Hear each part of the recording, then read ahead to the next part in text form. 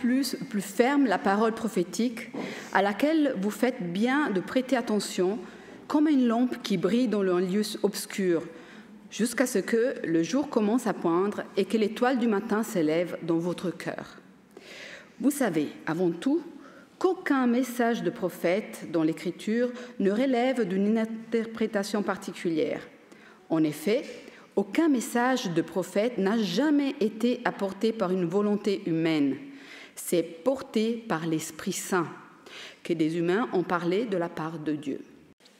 Nicolas, la semaine dernière, il a commencé à parler de cette église et la mission prophétique qu'elle a. Il nous a introduit par rapport au texte de Joël et ensuite il est revenu à nous parler des actes des apôtres pour expliquer un petit peu comment ça s'est passé à ce moment-là à la Pentecôte. Vous savez bien que j'aime beaucoup vous raconter des histoires, des expériences, des témoignages. Généralement, je prêche et à la fin de la prédication, je prends un temps pour vous illustrer cela. Mais aujourd'hui, je me suis dit que quand même, c'était mieux de commencer par ce côté-là et après venir au texte biblique. Je n'ai pas grandi dans l'église adventiste. Et du coup, j'ai commencé à fréquenter l'église. Et après quelques semaines, quelques mois, il y a quelqu'un qui m'a dit « Écoute, le vendredi soir, on étudie la Bible dans un petit groupe. Est-ce que tu voudrais venir ?» Et j'ai dit « Oui, volontiers. » Je connaissais que dalle de la Bible. J'arrive, il me dit « Bonjour, bienvenue, bienvenue. Et toi, tu viens d'où ?» On commence à discuter, groupe très sympathique. Elle dit « Bon, le sujet d'aujourd'hui se trouve en Apocalypse chapitre 13. » Si vous connaissez Apocalypse chapitre 13, il parle de deux bêtes. Une bête qui sort de la mer, une bête qui monte sur la terre. J'étais là et j'ai dit, ces gens-là, ils n'ont pas besoin de marijuana pour planer, quoi. Ah non, mais littéralement, je me suis dit ça, les amis. Ces gars-là, ils sont complètement fous. Bon, malgré ça, vous voyez que je suis toujours là, non? Donc, quelque part, ça fonctionnait. Et petit à petit, je commence à rentrer dans l'église, je me fais des groupes des amis, et je découvre, c'était une des écoles de sabbat, qu'on parlait de Daniel, les 2300 soirs et matins. Et je commence à étudier ça avec une passion, les amis. Mais j'étais à fond, je regardais les dates, je disais, mais ça c'est fantastique, c'est génial. Et petit à petit, je commence à découvrir les prophéties. Finalement, je me baptise. D'ailleurs, je n'ai pas eu beaucoup d'études bibliques, c'est pour ça que je suis comme je suis. Mais à l'époque, je me rappelle, les prophéties, ils ont commencé à devenir une obsession pour moi. Je voulais comprendre à la lettre pourquoi Apocalypse, il me disait ceci et cela. Qu'est-ce qu'il représentait la 5e, la 6e et la 7e trompette? Pourquoi la 7e église, il reçoit ces messages-là? Comparaison avec le 7e sceau, j'étais fou, dingue. Et donc, du coup, j'étais jeune, je le suis encore, n'est-ce pas? Mais je me suis mis à croire dans toutes les théories complotistes du monde. Par exemple, franc-maçon, Illuminatis, Nouvel Ordre Mondial, toute la théorie conspirationniste de pourquoi aujourd'hui il y a un ordre mondial qui vient tenir tous les liens de la société et comment nous, on est complètement aveuglés et que finalement on va tous à notre perte, à la destruction, à la flamme éternelle. Vous voyez le scénario, n'est-ce pas? Je me suis rendu compte que cela, il était devenu tellement important que j'avais perdu le centre de ma foi. J'ai rencontré mes amis de la vie, ceux qui n'étaient pas adventistes. Je les ai dit, mon ami, il faut que tu comprennes, il y a la bête qui va venir te mettre un seau sur le front, sur la main, tu dois te repentir, mon ami. J'étais à fond. Les gars, ils me prenaient, ils disaient, Léo, qu'est-ce qui se passe? Toi aussi, tu es devenu comme ce groupe-là qui plane sans marijuana? Et là, j'ai commencé à comprendre petit à petit que j'avais perdu le cap dans ma vie. Mon verset par excellence à cette époque-là, c'était 1 Thessaloniciens chapitre 5, versets 19 et 22. N'éteignez pas l'esprit, ne méprisez pas les messages des prophètes. Examinez tout, retenez ce qui est bien, abstenez-vous de mal sous toutes ses formes. Donc mon verset à l'époque, il disait, hey, si nous ne voulons pas que l'esprit s'éteigne, il faut qu'on étudie la prophétie, parce que si on n'étudie pas la prophétie, on va finir par périr. C'était quand même logique dans ma tête. Mais un jour, je tombe sur ce texte-là qui nous a été lu par Noémie. 2 Pierre, chapitre 1, versets 19 et 21. Si vous avez vos Bibles, je vous invite à aller, parce que aujourd'hui, il n'y a pas de PowerPoint, mais il y a pas mal de textes bibliques qui sont en relation par rapport à cette mission prophétique et comment étudier la prophétie et comment comprendre si aujourd'hui il y a des prophètes ou pas dans notre milieu, dans notre vie d'aujourd'hui d'église. Le texte, il dit, selon Pierre, que nous estimons d'autant plus la parole prophétique à laquelle vous faites bien de prêter attention, comme une lampe qui brille dans un lieu obscur. Jusqu'à quand? Jusqu'au moment que dans ton cœur, il s'élève l'étoile du matin. Apocalypse chapitre 22, verset 16, il nous laisse clair c'est qui l'étoile du matin. C'est notre Seigneur Jésus-Christ. Ça veut dire que la prophétie est là pour but de briller dans un lieu obscur, d'illuminer ton chemin jusqu'à quel moment? Jusqu'au moment que Jésus-Christ il arrive dans ton cœur. Amen. Oui, merci beaucoup, Evelyne. Parce que là, on aurait pu s'engager quand même avec cet Amen. Si la prophétie, elle a toujours pour but de nous amener à Christ. Quand j'étudie la prophétie juste pour découvrir des dates, juste pour découvrir comment faire pour ne pas avoir la marque de la bête, ou le sceau de Dieu, ou avoir le sceau de Dieu, quand j'étudie la Bible qui est dans cette perspective-là, je vais être à côté de la plaque, mon ami. Parce que la prophétie, elle était donnée pourquoi? Pour me faire connaître mieux Jésus-Christ, pour me faire mieux connaître quel est le rôle de Jésus-Christ. C'est là que j'ai commencé à comprendre que la prophétie, elle devait m'amener à l'étoile du matin, c'est-à-dire à Jésus-Christ. C'est Jésus lui-même qui le dit en Jean chapitre 5, verset 39. Vous sondez les Écritures et vous faites bien, parce que vous pensez trouver en elles la vie éternelle. Mais sont-elles qu'elles rendent témoignage de qui? De moi, il dit notre Seigneur Jésus.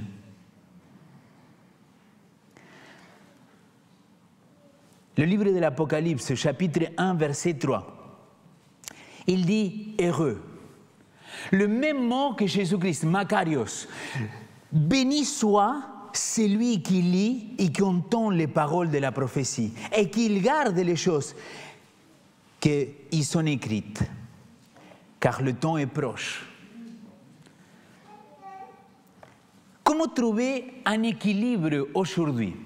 Parce que permettez-moi de vous expliquer comment moi je comprends qu'il fonctionne notre société, notre Église aujourd'hui. Je ne sais pas si vous l'avez remarqué, mais notre société elle est de plus en plus polarisée. Soit il y a de plus en plus de gens tolérants, que pour moi ils sont dans l'extrême de la tolérance, soit ils sont complètement fermés, complètement étroits d'esprit. Soit on a d'un côté la droite extrême, que je ne me reconnais pas, soit on a la gauche extrême, que je ne me reconnais pas non plus. Mais dans notre Église, ça arrive la même chose. C'est-à-dire, il y a des gens qui vont dire, la prophétie, ça ne sert à rien. Il faut oublier toute cette histoire-là des prophéties, des textes bibliques. Il faut qu'on se centre que sur le Christ et sur l'amour de Jésus et ça suffit. Désolé, mais là, on est dans un extrême parce que sinon, tu pourrais venir dans l'autre extrême. Et comme j'étais au commencement dans ma vie chrétienne, que finalement, tu regardes que ça et tu ne regardes rien d'autre que ça. Mais je suis désolé, mais les deux extrêmes, pour moi, c'est des pôles opposés. Moi, en tant que chrétien, je pense que je suis appelé à trouver un équilibre en Christ. Je ne peux pas oublier que les prophéties, il me dit qu'on est à la fin des temps. Mais je ne peux pas non plus vivre qu'à travers la peur de la fin des temps. Je dois trouver un équilibre en tant que chrétien. Et je voudrais partager avec vous l'équilibre que j'ai trouvé dans ma vie. Et pour moi, aujourd'hui, il est devenu mon leitmotiv en tant que pasteur, mais en tant que chrétien. Vous voulez le savoir? D'accord, je vous le partage alors. Apocalypse, mais c'est vrai, c'est Apocalypse chapitre 14, verset 12. Je ne sais pas si vous connaissez ou vous ne connaissez pas beaucoup les livres d'Apocalypse. Les livres d'Apocalypse, en réalité, je suis beaucoup plus d'accord le titre qu'il a donné en anglais sur ces livres-là. Comment ça s'appelle en anglais? Revelation. Ça serait le bon titre pour le livre d'Apocalypse, parce qu'Apocalypse, il ne veut rien dire d'autre qu'enlever le voile, me laisser voir clairement ce qu'il y a devant moi. C'est ça que ça veut dire Apocalypse. C'est pour ça qu'en anglais, ça s'appelle Revelation. Révélation de notre Seigneur Jésus-Christ et de notre Seigneur Jésus-Christ. Pour celui qui l'entend, qu'il a des oreilles et qu'entend. Le chapitre 12, c'est au centre de l'Apocalypse. Mais avant d'arriver au chapitre 12 pour découvrir, je voudrais aller au chapitre 14. Aujourd'hui, on a étudié cela dans l'école de sabbat. Le verset 12, il dit... Voici, chapitre 14, verset 12, voici la persévérance des saints, qui gardent le commandement de Dieu et la foi de qui? Voilà ma leitmotiv aujourd'hui, mon ami. Comment je peux savoir si je suis dans le bon chemin? Je fais deux choses. J'aime mon Seigneur Jésus-Christ, je garde ma foi dans mon Seigneur Jésus-Christ et je garde les commandements. Aujourd'hui, je ne vais pas rentrer dans quel commandement. Mais voilà, la parole elle est claire. À la fin des temps, il y aura un peuple. Et ce peuple-là, il va avoir quelle distinction? Il gardera les commandements et la foi de Jésus. D'ailleurs, Jésus-Christ, il nous a prévenus. Et il a dit qu'à la fin des temps, il y a beaucoup qu'on tombera. Beaucoup qu'on ne sera pas au clair. Et c'est pour ça qu'il va dire, veillez. Veillez donc, parce que vous ne savez pas le jour que le Seigneur viendra. C'est pourquoi, vous aussi, tenez-vous prêts, car le Seigneur, le Fils de l'homme viendra alors que vous n'y pensez pas. Matthieu 24, versets 42 et 44. Matthieu 25, il va dire, veillez donc, puisque vous ne savez ni le jour ni l'heure. Moi, en tant que chrétien, je suis interpellé à pouvoir vivre et comprendre qu'il y a le Seigneur qui m'aime, qu'il veut que je marche dans un chemin de sainteté et qu'ensuite, il veut que je sois attentif à ce qui se passe autour de moi. Pour vous rappeler, quand je vous ai expliqué qu'il y a deux pôles dans la société aujourd'hui, que pour moi, ils sont aussi dans l'Église, je vois de plus en plus, soit des églises qui ne veulent plus du tout prêcher sur l'Apocalypse, sur la prophétie, ou soit des gens qu'ils veulent au contraire prêcher que de ça. Je suis navré, l'ami. Ce n'est pas ça la vie chrétienne. La vie chrétienne, elle est composée des deux. Notre Seigneur Jésus-Christ, il nous invite à vivre selon les commandements et à vivre selon sa foi, la foi en Jésus-Christ.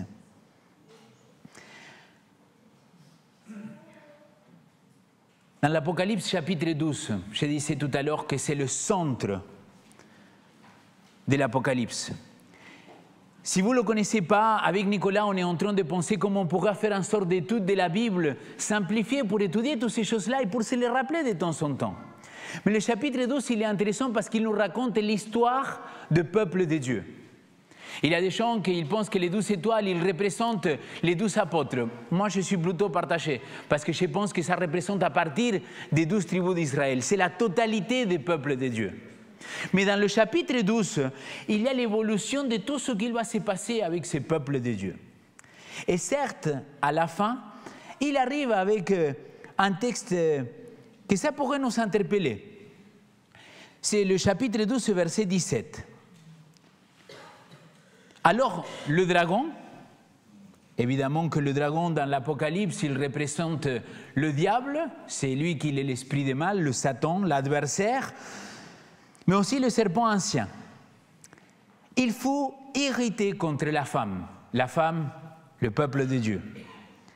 Et il s'en alla faire la guerre au reste de sa descendance. Je ne vous apprends rien si vous venez à l'église depuis quelques années déjà, que l'église adventiste, il interprète ces textes en disant que nous sommes l'église du reste. Vous le saviez ça? Voilà, je le dis cash, ça c'est un gage que moi, si la Fédé, vous me virez à eux de ces... Je ne crois pas à ça. Je ne sais pas si vous vous rendez compte de ce que je suis en train de dire. Je ne crois pas que l'église adventiste du 7e jour, elle est l'église du reste. Vous vous rendez compte qu'ils sont en train de nous filmer, non? Et pourquoi je le dis et je l'assume à ce que j'ai dit? Parce que je crois que l'église adventiste du 7e jour, il y a les caractéristiques de l'église du reste. Mais ce n'est pas que nous. Et j'aimerais vous expliquer pour ça. Et c'est ça que je voudrais prendre le temps de développer. Parce qu'il dit que l'église du reste, il va avoir deux caractéristiques. La première, ceux qui gardent le commandement de Dieu. Et la deuxième, ça va être laquelle? Ceux qui possèdent le témoignage de Jésus. Alors, ce n'est pas exactement la même expression qu'au chapitre 14. Là, il dit ceux qui possèdent le témoignage de Jésus. Évidemment, en tant qu'église adventiste, on connaît très bien que le chapitre 19, verset 10, il dit « J'ai tombé à ses pieds pour l'adorer, mais il me dit « Garde-toi de le faire. Je suis ton compagnon de service, afin que tes frères qui possèdent le témoignage de Jésus adorent Dieu. Car le témoignage de Jésus, c'est l'esprit des prophéties. » J'imagine qu'ici, au moins tout le monde il a entendu, ou presque la totalité de notre communauté, il a entendu parler de plus de power, n'est-ce pas? J'ai fait des méditations tous les matins de 3 minutes dans lesquelles je prends un livre d'Ellen White et je partage des méditations concernant justement cette importance de chercher le Saint-Esprit, de vivre selon les dons spirituels, d'avoir les fruits de l'Esprit. Si je prends le livre d'Ellen White, c'est parce que je crois dans le ministère prophétique d'Ellen White. Je ne remets pas en cause de cela. Mais en Argentine, quand je suis arrivé à l'église, on me disait, Ellen White, elle est l'esprit de prophétie. Vous l'avez déjà entendu cela? L'ami, désolé, et je vais choquer à nouveau, et si la fidèle, vous me virez qu'il me vire. Quelle hérésie, mon ami! Comment tu peux dire que l'esprit de prophétie, c'est Ellen White? Non, mon ami, l'esprit de prophétie, c'est Jésus-Christ. Et Ellen White, elle a eu l'esprit de prophétie en elle. Amen. Mais tu vois la différence de dire Ellen White, elle est l'esprit de prophétie, et Ellen White, elle a eu l'esprit de prophétie. Pourquoi? Parce que l'idée ici, c'est que si nous disons que nous sommes l'église du reste, nous devons avoir deux caractéristiques, mais pas que dans le passé. Aujourd'hui aussi. Nous devons avoir le commandement de Dieu et la foi de Jésus, que c'est l'esprit de prophétie. Amen. Alors, si nous voulons aujourd'hui avoir l'esprit de prophétie, est-ce que l'esprit de prophétie il s'est arrêté avec Ellen White en 1910 par là? C'est-à-dire, l'esprit de Dieu il continue à souffler, l'esprit de Dieu il continue à être présent. Donc l'esprit de prophétie il devrait être encore parmi nous. Le problème, c'est que l'église adventiste, il s'est arrêté complètement dans cette histoire-là. Il en a dit, Ellen White, elle était notre prophétesse, et je le crois de tout mon cœur. Et si vous allez me couper sur Internet, vous me coupez bien. Hein? Parce qu'il y a des gens qui te disent après, tu vois. Mais Ellen White, je crois qu'elle a un ministère prophétique, je crois qu'elle était une prophétesse, et je crois qu'elle nous annonce un message pour le temps de la fin. Mais je ne crois pas que l'esprit des prophéties, il s'est arrêté avec elle. L'esprit de prophétie, il continue parce que l'esprit de prophétie, c'est notre Seigneur Jésus-Christ. Alors, c'est quoi l'esprit de prophétie? Le don de prophétie, qu'on pourrait l'appeler aussi, si je vous pose la question, c'est quoi un prophète? Sûrement vous allez me dire, ben, un prophète, c'est celui qui va vaticiner l'avenir, qui va dire ce qui va s'accomplir dans le temps futur, n'est-ce pas? Mais un prophète, c'est aussi celui qui guide le peuple. Psaume chapitre 77, verset 21. Tu as conduit ton peuple comme un troupeau par la main de Moïse et Aaron. Par un prophète, le Seigneur il a fait monter Israël de l'Égypte. Et par un prophète, Israël fut gardé. Tu vois, tu pourrais me dire, Léo, le rôle, la mission d'un prophète, ce n'est pas simplement dire l'avenir, c'est aussi guider son peuple. Vous êtes tous d'accord avec ça? C'est le rôle d'avoir une sorte de guidance pour son peuple. Et je suis assez d'accord. Sauf que l'esprit de prophétie, pour moi, il va beaucoup plus loin que cela, mes amis. J'aimerais vous inviter à venir avec moi dans deux ou trois textes qui sont assez importants pour comprendre qu'est-ce que c'est l'esprit de prophétie. Premièrement, je voudrais dire que dans l'esprit de prophétie, que c'est le Saint-Esprit qui va donner ce don, il y a eu plusieurs prophètes qui sont mentionnés dans la Bible, mais que ce qu'ils sont prophétisés, il n'est pas dans la Bible. Le prophète Nathan. Est-ce que vous avez lu quelque chose de Nathan? C'est Samuel qui le raconte, mais on ne sait pas ce que Nathan il a fait. Il y a Gad, Idod, Agabus. Il y a des femmes aussi prophétesses que nous, on ne les a pas connues. Déborah, Hulda et les 4 filles de Philippe. Les écrivains du Nouveau Testament, ils n'ont jamais dit qu'avec l'Apocalypse, c'était fini l'esprit de prophétie. Au contraire, ils n'ont jamais dit qu'à partir de là, on ne pouvait plus croire. Et c'est là où il faut rentrer et comprendre ce que l'apôtre Paul il va vouloir nous dire. Qu'est-ce qui se passe aujourd'hui dans nos communautés? À quoi on doit aspirer en tant que peuple de Dieu?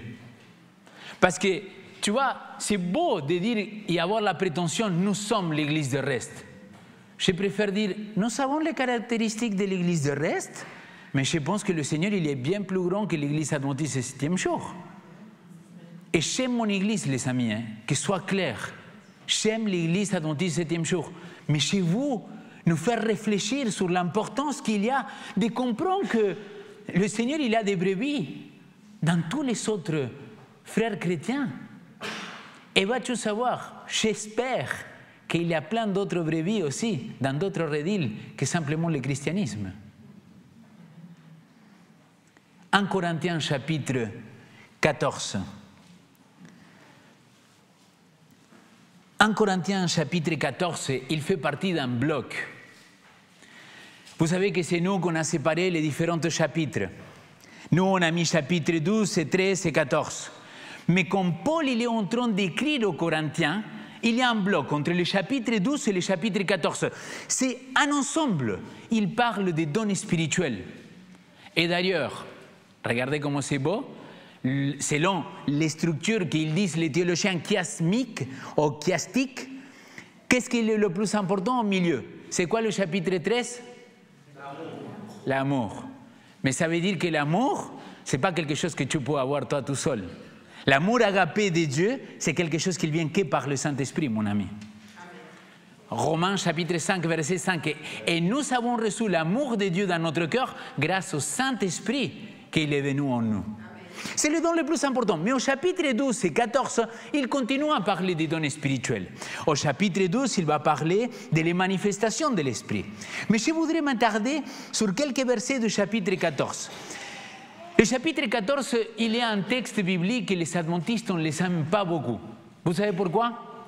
Parce qu'il parle de la glossolalie. Il parle de quelque chose qui s'est parlé en langue. Et on ne parle pas des langues comme l'anglais et le français, il dit glossolalie, des langues angélicales. Et là, ça nous perturbe. Les adventistes n'aiment pas du tout beaucoup discuter de celui-là. On l'utilise que pour dire, tu vois, Paul il dit que s'il n'y a pas d'interprète, qu'il se taise. Oui, d'accord, mais il y a plein d'autres bijoux dans ce texte-là. Premier texte, verset 1. Poursuivez quoi? L'amour. Recherchez l'amour, d'autres traductions. Et à partir du point, ou le point virgule, c'est là qu'il m'intéresse. Le premier mot, il dit aspirer aussi aux pratiques spirituelles. Aspirer aux pratiques spirituelles. Le mot qu'il est utilisé là pour aspirer, c'est le mot zélo. Vous voyez pourquoi je vous le dis? Zélo. Ça vous fait penser à quoi ce mot-là? Zélo. À zèle, n'est-ce pas? C'est le mot zélo. Et ce mot-là, il est utilisé que 11 fois dans le Nouveau Testament. Ce mot-là, il veut dire qu'on doit bouillir d'envie. Littéralement, il veut dire il faut que tu bouillis d'envie d'aspirer aux dons spirituels. J'aimerais dire amen là.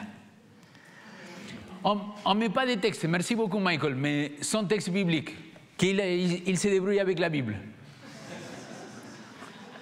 On est une église classique ou pas, hein? Si vous voulez chercher dans la Bible ou dans l'iPhone, quoi. Deuxième, désirer sincèrement poursuivre cette but d'aspirer aux dons spirituels. Et troisièmement, l'envie. Envie de posséder ces dons spirituels. J'ai cherché dans les différentes traductions. La TOB, la traduction écuménique de la Bible, regardez comment il traduit ce verset-là. Il me semble très intéressant. Il dit, cherchez l'amour, recherchez l'amour, ayez pour ambition, j'ai beaucoup aimé, ayez pour ambition les phénomènes spirituels, surtout celui de la prophétie. Dans quelques mois, on va parler des dons spirituels, parce qu'on va voir les nominations et on doit clarifier qu'est-ce que c'est les dons spirituels. Mais je vous pose une question. Combien parmi vous, ce matin, vous vous êtes réveillés et vous avez dit, Père, merci pour cette nuit, merci pour cette belle journée que tu nous offres, merci parce que je suis en vie. Seigneur, s'il te plaît, que ton Saint-Esprit puisse me donner encore 1, 2, 3, selon ce que toi tu veux, des dons spirituels. Mais tu sais quoi, Seigneur, parmi tous ces dons spirituels qu'on peut avoir dans la Bible, j'aimerais un, Seigneur, celui d'être prophète. Léo, chez nous, on a déjà un prophétesse, c'est Ellen White.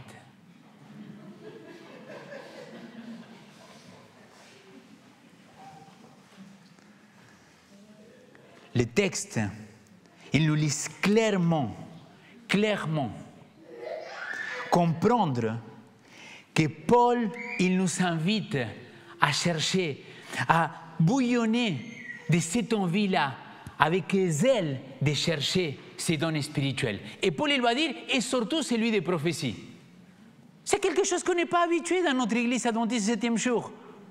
On n'est pas habitué. Moi, je n'étais pas habitué. J'étais choqué qu'on découvre tout ça. Et c'est un ami, Benjamin Calmont, copyright à lui. C'est lui qui m'a partagé la première fois quelques idées par rapport à ces textes-là. Mais regardez ce qu'il va dire en Corinthiens, chapitre 14, verset 2. Verset 31, pardon. Il va dire, passionnez-vous.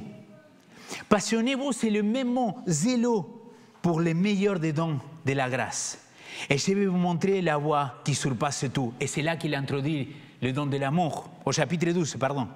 Au chapitre 14, verset 39, il va dire, ainsi donc, mes frères, aspirez à parler en quoi? En prophète. Sans empêcher qu'on parle en langue. Compliqué pour nous les adventistes, mais que tout se fasse convenablement dans l'ordre.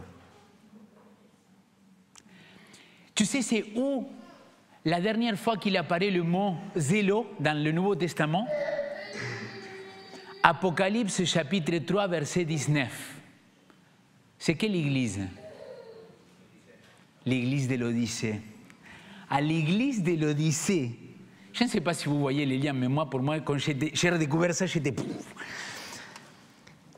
À tous mes amis, moi, je les reprends et je les corrige. Passionne-toi, zélo, donc, et change radicalement. Apocalypse chapitre 3, verset 19. Le Seigneur, Paul, il nous invite à chercher, mais avec beaucoup de zèle, aspirer à ces dons spirituels. Et la question que peut-être tu es en train de te poser, oui, mais Léo, pourquoi? Pourquoi aspirer à ces dons? Pourquoi aspirer aux dons de prophétie? Et là, je vais clarifier quelque chose. Oui, je pourrais dire, Seigneur, donne-moi les dons de prophétie pour savoir quels sont les chiffres qu'ils vont sortir la semaine prochaine dans le loto. Mais vous voyez que là, je ne serai pas du tout en accord aligné à ce que le Seigneur il veut. Parce que regardez le verset 2. En Corinthiens, chapitre 14, maintenant verset 2. En effet, celui qui parle en langue ne parle pas aux humains, mais à Dieu. Car personne ne le comprend. Et c'est en esprit qu'il dit quoi? Des mystères. Celui qui parle en prophète, au contraire, parle à qui? Aux humains.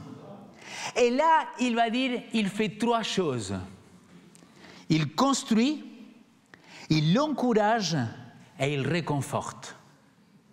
Verset 4, celui qui parle en langue se construit lui-même. Celui qui parle en prophète construit l'Église. Je vous viens que vous parliez tous en langue, mais je préfère encore que vous parliez en prophète. Celui qui parle en prophète est plus grand que celui qui parle en langue, à moins que ce dernier n'interprète pour qu'on contribue à la construction de l'Église. Ce que l'apôtre Paul il est en train de nous expliquer, c'est que quand toi tu reçois un don, ce don-là il doit être mis au service de la communauté. C'est ça qu'il est en train de nous dire. Si tu aspires au don spirituel, amen, alléluia. Mais par contre, si tu aspires au don de prophétie, amen, alléluia 2 fois. Mais l'importance pour l'apôtre Paul, pour moi c'est clair, c'est qu'on doit construire, encourager, réconforter. Mes amis, je vais passer 5 minutes encore de ce que je suis habitué de prêcher. Mais je ne peux pas conclure la prédication là maintenant.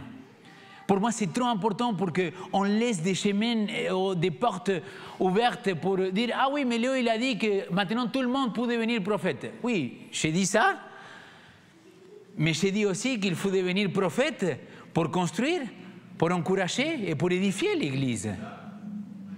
Regardez, s'il vous plaît, je voudrais vous donner l'exemple de quelque chose. Quand nous parlons de prophètes dans notre Église, on parle de ces 2 premiers rôles. Vaticiner l'avenir et tout simplement guider l'Église. Par contre, je pense qu'il y a une 3e possibilité. Je pense que dans la Bible, il nous parle qu'il y a des prophètes qui n'avaient pas ce rôle-là, ni de guider toute une communauté, ni non plus de dire des choses par rapport à l'avenir. Le premier exemple que je voudrais donner, c'est Nathan avec David. Nathan, il apparaît, il lui dit des choses, des secrets de son cœur, et David, il va se repentir et il va changer. N'est-ce pas? 2e exemple, vous vous rappelez quand Jésus-Christ il se rapproche de la femme samaritaine. Qu'est-ce qu'il va lui dire à la femme samaritaine autour des pieux? Il a dit, ah, tu dis bien, tu n'as pas de mari, parce qu'en réalité, tu as eu 4 et maintenant le 5e, il est plutôt mari. Et qu'est-ce qu'il répond la femme samaritaine? Parce que Jésus-Christ, il a dévoilé quelque chose de son cœur à elle, qu'il ne pouvait pas savoir. Il lui dit, ah, mais Seigneur, je vois que tu es prophète. Pourquoi? Parce qu'il a dévoilé quelque chose de son cœur. Et 3e exemple, je ne peux continuer, mais je vais essayer de réduire. Nathanaël, mes amis. Rappelez-vous, Nathanaël, il est là, il dit, mais quelque chose s'il peut venir de bon, mais n'importe quoi. Et là, quand Jésus-Christ il le confronte, il lui dit, et toi, tu sais que je t'ai déjà vu quand tu... Voilà un juif sincère, quelqu'un qui il croit vraiment, quoi. Ah bon, comment tu le sais ça? Et là, il va lui dévoiler le secret de son cœur. Il lui dit, je t'ai vu quand toi tu étais en bas de figuier en train de me prier. Vous vous rappelez? Et il va dire, ah, mais c'est toi le Fils de Dieu. Oui, c'est vrai que c'est toi. Maintenant, que je vous ai donné ces 3 exemples de qu'il y a une 3e possibilité de qu'est-ce qu'il peut être un prophète. Revenons à 1 Corinthiens chapitre 14, versets 23 à 25. Et j'ai fini avec ça, promis les amis. Promis, promis, promis. Oui, chapitre 14 de 1 Corinthiens, versets 23 et 25. L'apôtre Paul, il continue à parler et à faire cette comparaison entre les parler en langue et les dons de prophétie. Et il va dire, admettons que l'Église entière se rassemble et que tous on parle en langue. Imaginez-vous que l'Église de la Close, n'imaginez pas trop parce que vous allez me fâcher, mais que tous ici on est en train de parler en langue. Pas en langue en espagnol, français, mais en langue qu'on ne comprend pas, comme les pentecôtistes. S'il survient des simples auditeurs ou des non-croyants, ne diront-ils que vous êtes tous fous? Vous vous rappelez le début de mon histoire? J'ai dit, ces gens-là, ils ont fumé quelque chose. Mais là, le texte, il nous dit, mais s'il arrive quelqu'un et tout le monde il est en train de parler en langue, je ne sais pas, les bruits qu'il fait, et là, il y a quelqu'un qui rentre, il dit, mais c'est là, ils sont tous fous. Mais regardez la suite de l'apôtre Paul, regardez la suite, parce que Paul, il était intelligent, Paul, il savait nous mener pour comprendre quelque chose d'autre. Verset 24, en revanche, si tous parlent en prophète et qu'il survient un non-croyant ou un simple auditeur, il est confondu par tous et il est jugé par tous. Verset 25. Les secrets de son cœur deviennent manifestés. Alors tombant face contre terre, il adorera Dieu en déclarant « Dieu est réellement parmi nous ».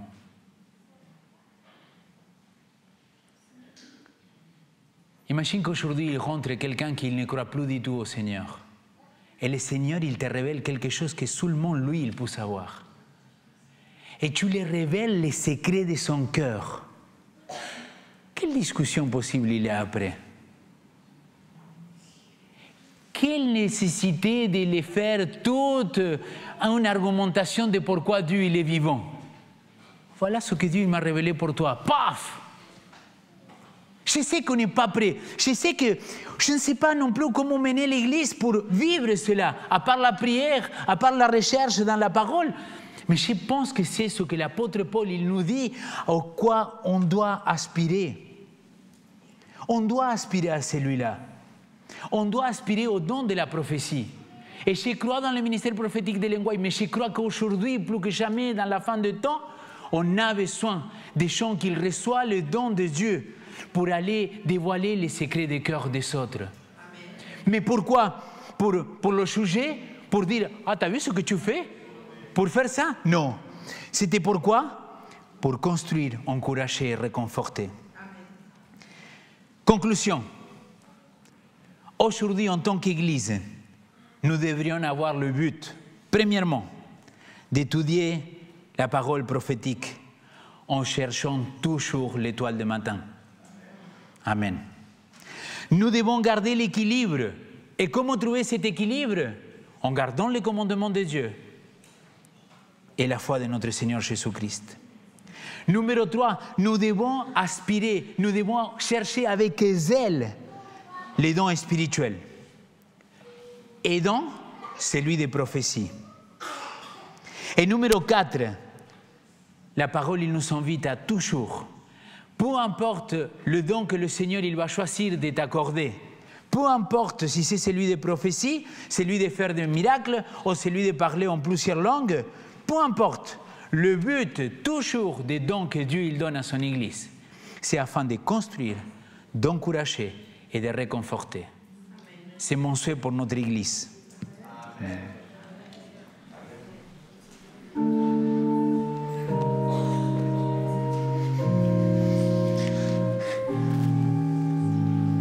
Pas pour...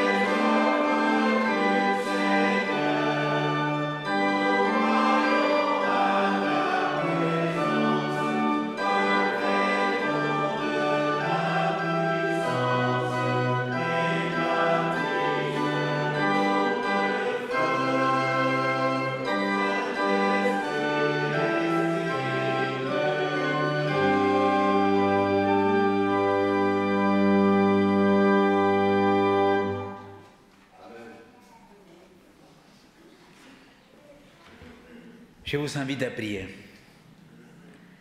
Notre Père, je te remercie, Seigneur, de ta présence parmi nous. Seigneur, je voudrais te demander pardon si, avec mes mots, je peux blesser un frère ou une sœur avec ces propos, mais tu connais mon cœur, Seigneur, et tu sais que cela n'était pas mon intention.